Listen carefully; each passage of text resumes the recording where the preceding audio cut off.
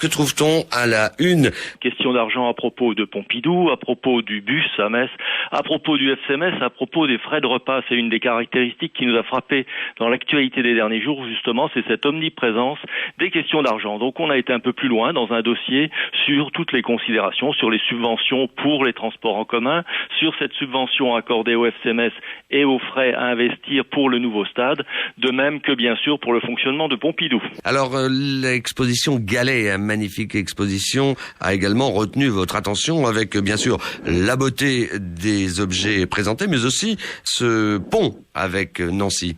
Oui, parce que donc les expositions du Conseil général de la Moselle sont des choses de très grande qualité. Quand en plus on se raccroche à une tradition verrière, une tradition artistique et culturelle qui est bien implantée dans la région, c'est encore plus beau. Et là, cette année, effectivement, on fait un supplément de 4 pages sur cette exposition Gallet actuellement à Vic-sur-Seille et en insistant très précisément sur la complémentarité avec l'exposition Majorelle à Nancy. Donc 4 pages qui sont très belles parce que les objets sont beaux. Alors on reste complémentaire toujours avec Nancy, mais cette fois dans le domaine des centres hospitaliers.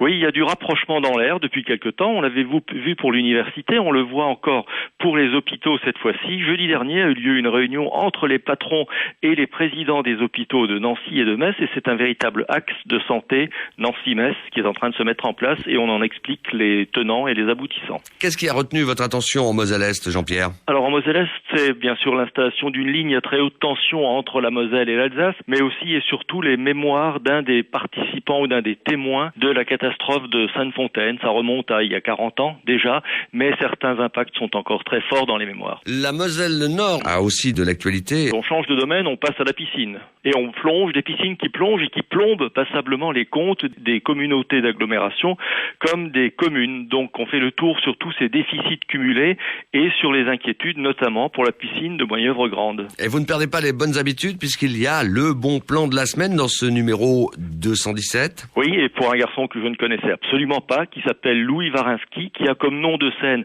Chapelier Fou et qui est un des rois de l'électropop, un Messin qui est en train de conquérir le monde. Jean-Pierre, on rappellera également que le site internet a fait peau neuve depuis quelques semaines. Lasemaine.fr, qui est en contact direct maintenant avec l'actualité, qui reprend l'esprit du journal, mais qui est surtout en interstice entre les deux parutions, et donc qui cette semaine s'est intéressé au Festival des musiques lycéennes, aux incidents qui ont eu lieu hier à la prison de Metz et à toute une autre série de domaines de la vie quotidienne. Vous le disiez, site interactif. Et notamment, on continue sur ce site à vous demander votre avis sur celles qui sont les femmes de l'année.